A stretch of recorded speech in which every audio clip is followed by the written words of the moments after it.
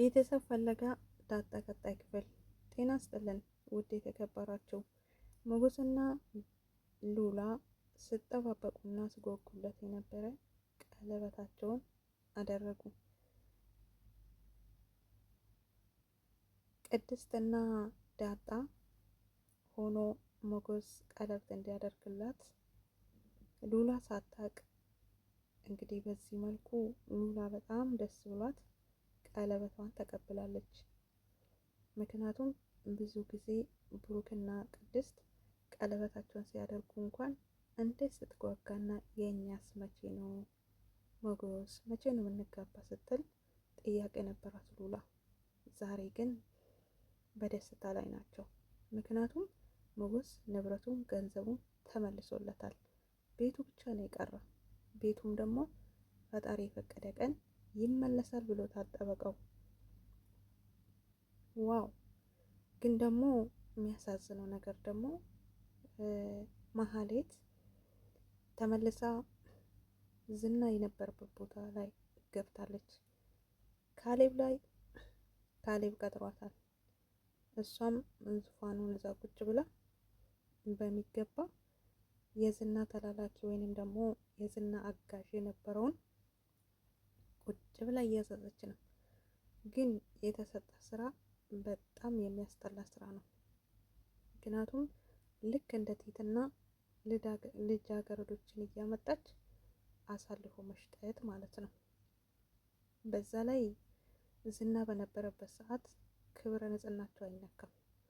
አሁን ግን ለሀብታሞች ለባለ ሀብት ንጽህናቸው አሳልፎ እንዲሰጥ ከዛም በኋላ ደግሞ የሰውነት አካላቸው እንዲጠቀሙበት አድርጌ አሰራርን ቀይሬ እኔ በሚመቸኝ መንገድ አዛለው ብላለች መሀሌት። ይገርማል። ግን ደግሞ ታርጌት ያደረገችው ምሳሌ መሆኑን ነው። ምሳሌን ጠላትነት ስላለባት ብቻ ሰው ፈልጋለሁ፣ ጉበቷ የተበላሸ ህፃን ልጅ አለች፣ በእሷ እድሜ ያለውን ሰው ፈልጋለሁ ብሏታል ካሌብ። እሷም አንደኛ የጠቆመችው ምሳሌን ነው። ነገር ግን መድብል ጀግና ነው። የዝና አጋዥ የነበረውን በራሱ ወይንም ደግሞ ለራሱ ከፍ ያለ ገንዘብ ከፍሎ ለራሱ ገዝቶታል መድብል። ምክንያቱም ከውስጥ ሆኖ መረጃ እንዲያቀብል ካሌብ ምን ለመስራት እንዳቀደ አብሮ እንዲሰሩ ነግሮታል። ልጁም ተስማምቷል። ግን ደግሞ ከፍ ያለና በዛ ያለ ገንዘብ ይፈልጋል። መድብልም ለገንዘብ አትጨነቅ፣ ገንዘቡን አስገባላለሁ፣ መረጃውን ብቻ እፈልጋለሁ፣ ትክክለኛ መረጃ እንድትነግረኝ ብሎታል። እሱም ተስማምቶታል። ለምን? ገንዘብ ነው። ብር ካለ በሰማይ መንገድ አለ እንደሚባለው ሁሉ ማለት ነው። ስለዚህ መሀሌት ምሳሌን ታርጌት አድርጋለች። እውነት ምሳሌ በነ መሀሌት እጅ ትገባለች ወይስ መድብል ቀድሞ መሀሌትን ያስወግዳታል? ምክንያቱም ሰምተዋል። መሀሌት ምሳሌን መጀመሪያ እንወስዳታለን፣ እሷን እንይዛታለን እንዳለች በሁሉ መጥቶ ለመድብል ነግሮታል። ስለዚህ እቅድ እናወጣለን።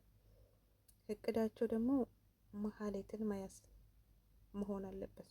ምክንያቱም መሀሌት ናት ነገሮችን ያበላሸች ያለችው። እናም የመድብል ወይንም ደግሞ የዝና አለቃ የመድብልን ፎቶ ይፈልጋል። መድብል የተባለ ሰውዬ ማን ነው ማወቅ አለብኝ። ስለዚህ ፎቶግራፉን አምጣልኝ ብሎታል።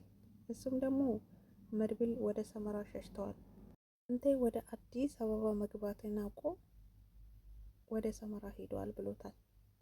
በዚህ ሸውዶታል። እዛ ወዳጆች ስላሉኝ አፈላልጋለሁ፣ ግን ደግሞ ፎቶ እንፈልጋለሁ ብሎታል። እሺ አፈላልጋለሁ ብሎ ቃሉን ተቀብሏል እሱም። ስለዚህ መድብልን ነግሮታል። ሰውዬ ደግሞ ዙሩባቤል ነው። ቢያዩ ካሌብ ምን ይላል? ስለዚህ የሌላ ሰው ፎቶ ቢሰጠው ይነቃብኛል፣ ማታለል አልችልም ብሎ ተነግሮ መድብል ውሰድና ስጠው ብሎታል። ስለዚህ አልዋሸም ማለት ነው። ማህሌትን እነ መድብልን እንደምታውቅ ቁጭ ብላ ዘርዝራለች። ስለዚህ ፎቶውን ፈልጋለሁ ብሎታል። ፎቶውንም በፊት ፌስቡክ ላይ ያስቀመጠው ፎቶ ስላለ እሱን አሳያለሁ ብላ እሱን አሳይተዋለች። ካሌብ በድንጋጤ ከዛ ከዙፋኑ ላይ ሊወርቅ ነበር። ምክንያቱም በፊት አብሮ የነበረ ኃይለኛና የእሱ ቀኝ እጁ የነበረ ነው መድብል ማለት። አይኑንም ያጠፋለት እሱ ነው። ስለዚህ እንዴት አይደነግጥም ካሌብ? ካሌብ ከዚህም በኋላ ዙሩባቤል መሆኑን ካወቀ በኋላ ምን አይነት ውሳኔ ይወስን ይሁን? ምን ይል ይሁን? አቅጣጫውን ይቀይር ይሁን ወይስ መድብልን ፍለጋ ይቀጥል ይሁን? ወይም ምሳሌን ይወስዱታል? ብቻ ምሳሌን ባይነካትና ብሩክ ከእንግዲህ በኋላ በምሳሌ ጉዳይ ባይሰቃይ። ምክንያቱም ብሩክና ቅድስት ለመጋባት ቀነ ቀጠሮ የሰርጋቸውን ቆርጠዋል።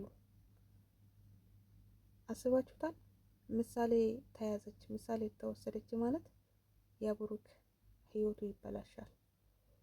በፊትም ብዙ ነገር ላይ የደረሰ ከማሌት ጋር እስከ መፋታት ድረስ የደረሰ በምሳሌ ምክንያት ነው። ምሳሌ ለብሩክ አንድ አይኑ ነች። እሷ የሆነ ነገር ሆነች ማለት ቆሞም አይሄድም። ነገሮች ልክ እንደ በፊቱ እንደገና ችግር ላይ ችግር ይመጣል። እነሱም ከዚህም ሳይላቀቁ እንደገና ማህሌት እየዋለች እያደረች የባሰ ችግር ይዛባቸው ትመጣለች። ማህሌትን ወይም አርቆ ከሀገር መሸኘት ነው ማለቴ። ወደ ውጭ ሀገር አረብ ሀገር ብልኳት ጥሩ ነበር። አረብ ሀገር ብልኳት ጥሩ ነበር። ማህሌታችን እስኪ ነይ ትንሽኛ ጋር ዱብ ዱብ በይ፣ ስራም ታግዥናለሽ። ለጨዋታ ነው። ለማንኛውም ማህሌት እንግዲህ አሪፍ ስራ ላይ ናት። ግን ደግሞ ምሳሌዬን ባትነቂ ጥሩ ነበር። ምነው አንቺ ሴት ሆነሽ ሴቶች ላይ ጨከንሽ? ቢያንስ ዝና አይሻልም እንዴ? ዝናችን እኮ ክብረ ንጽህናቸውን ይጠብቃል፣ አይነካቸውም። ቲትና እንኳን እሱ ጋር ስትቀመጥ አንድ ቀን ተዳፍሯት አያውቅም። ደላላው ወይንም ጠበቃው ቲትናን ለመድፈር ሲፈልግ ዝና ምን ያህል እርምጃ እንደወሰደ እናውቃለን። ስለዚህ መጥፎ ባትሆኙ ጥሩ ነበረ ለማለት ነው።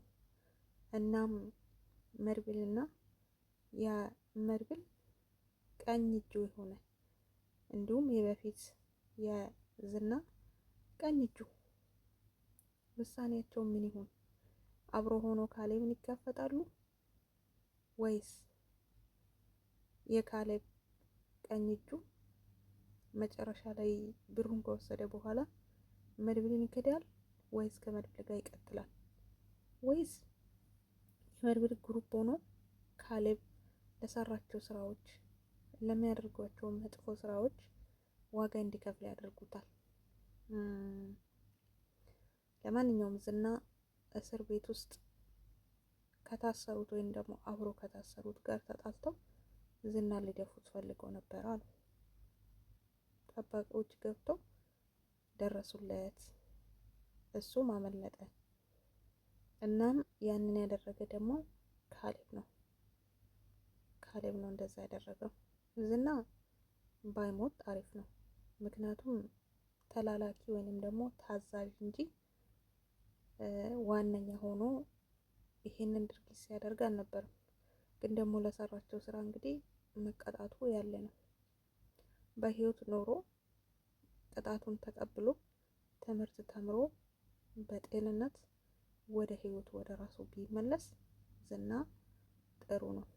ምክንያቱም ልክ እንደ ጠበቃው ሲሰራቸውና ሲያደርጋቸው የነበረ ድርጊቶች አላግባብ እንደሆነ፣ መጥፎ እንደሆነ፣ ኃጢአት እንደሆነ ገብቶት ሞገስን ይቅርታ ጠይቆ የገባለትን ቃል ፈጽሞለታል።